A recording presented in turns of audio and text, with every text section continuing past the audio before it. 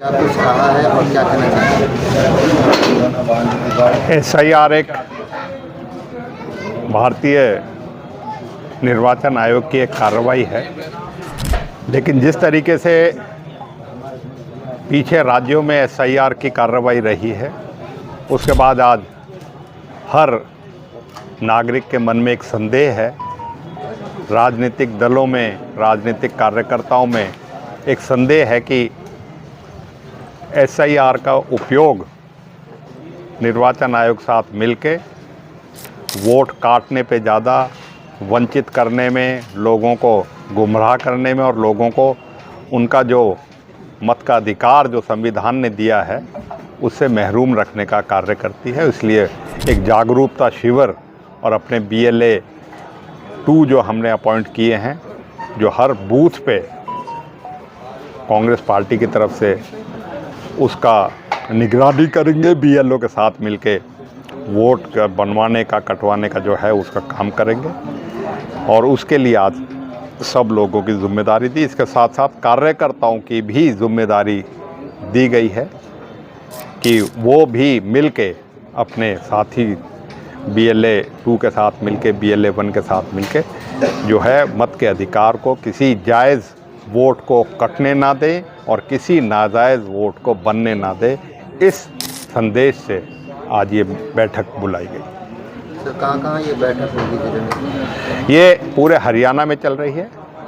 आज नूह में है, हमारे नूह ज़िले में, कल पुन्हाना में होगी और परसों फिरोजपुर झिरका में बैठक होंगी।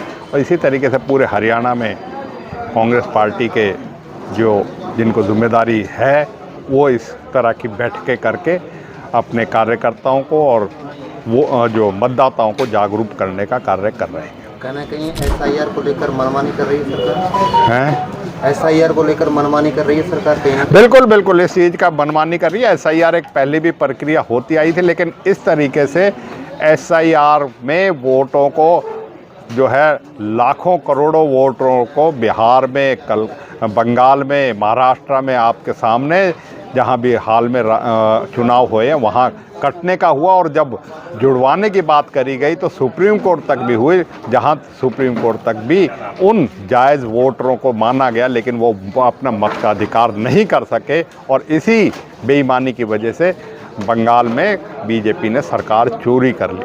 कहीं ना कहीं सरकार को महंगाई पर गौर करना चाहिए।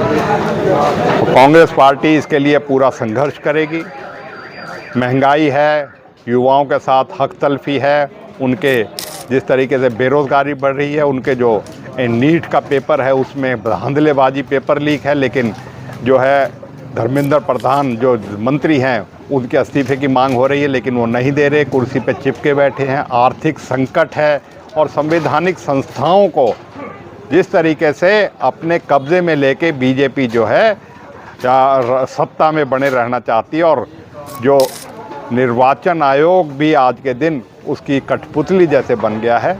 और आपने देखा किस तरीके से मीनाक्षी नटराजन का राज्यसभा का निर्वाचन का जो पर्चा था उसको बिना किसी आधार के रद्द कर दिया गया। तो इस तरीके की कार्रवाई के लिए जो है कांग्रेस पार्टी आगे ब्लॉक से लेके ज़िले तक और दिल्ली तक उसके लिए संघर्ष करने का जो है प्रोग्राम बना रही है।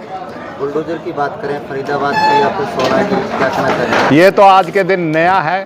चाहे फरीदाबाद की बात करें, चाहे आप वाराणसी की बात करें, चाहे आप जयपुर की बात करें, जो बात करें, सरकार जो है महंगाई और जो असली मुद्दे हैं उनसे मुद्दे से जनता को जो है मुद्दों से हटा के जो अपना जो है बुलडोज़र एक्शन करके, और वो भी ज़्यादातर 200 साल तक की पुरानी मस्जिदों को जो है शहीद करके अपना जो है लोगों का मन भटकाने का काम करती है। और जो ये कार्रवाई हो रही है ये असंवैधानिक और गैर कानूनी तो है ही, लेकिन ये इनके राजनीतिक मुफाद से ज़्यादा प्रभावित है। और इसी वजह से हम जहाँ भी है ऐसी कार्रवाई का विरोध कर रहे हैं। राजस्थान में भी इमरान के साथ परिवार में भी ये किसी के साथ भी कर सकते हैं, इमरान के साथ। और बंगाल में यही डर तो है जो TMC के सांसद और विधायक जो हैं BJP में, जिनका शुद्धिकरण के लिए जिनको हो रहा है।